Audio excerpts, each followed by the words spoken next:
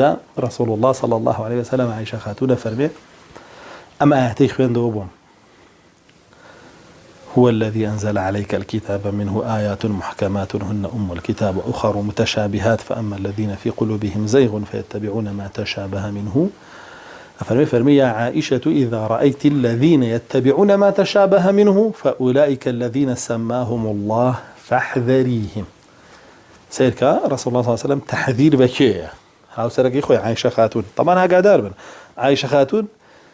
زورترين حديث جراوته ولا دواء أبو هريرة لم إسلامها كسب قليل جراوته 2000 وعند حديث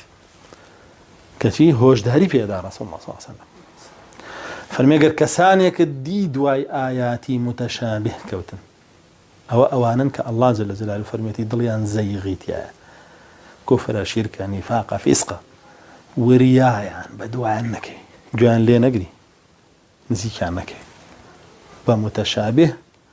أمرو قبر برستي لخلق كراوة بشي بخوا برستي بمتشابه أمرو ديمقراسي لخلق كراوة بحكم إخواه كراوة بجهاد بمتشابه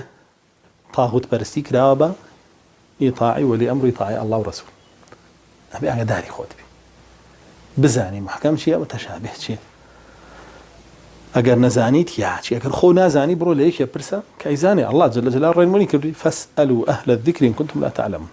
برو برسال لك يبقى اهل ذكر بك اهل ذكر كي اهل علم باس ماك الشافعيه فرمي اهل علم اوانا كعلم كان لا شيء بيقاتو قران وسنه واقوال صحابه قياسك صحيح لسلو سيانا ولا والله باس ماك امان اهل ذكر نجر كسي 4 متر بارويس بلا سري بيچانو عبايكي كرده بري وهاو دانيشت وريشيكي برايو اترمتوا له بأهل الذكر ومرجنيه وابه باشا زوربي او انا امره اصلا اهلي زيغن اهلي ذكرنين ها توزي بينا اهلي ذكر اهلي ذكر والله جل جلاله رنو ده قال فاسالوا اهل الذكر ايوه برسيال لك يبقى اهلي ذكر ويا كعلم قراني لا علم سنتي لا اثار صحابي لا قياسي صحيحي علماء لا لسر اوانا قياسي خوي قياساتي خوينا قياسي صحيح علماء لا ثلوسي أنا أما أهل الذكر كتشيبوي إن كنتم لا تعلمون كانت أزاني برب سألوك هل ما خلط بي برب زانا أو رايت شيء لسألو بابته بزانا أو شون روني كردوتو يكتوز بدو عرشون فيديو يقنابيني حكمي بابت يكبو بزناكا كابرا قمانا خاطر ضلطو يكسر برو همان بابت بنوس على يوتيوب ناوي ما مصايك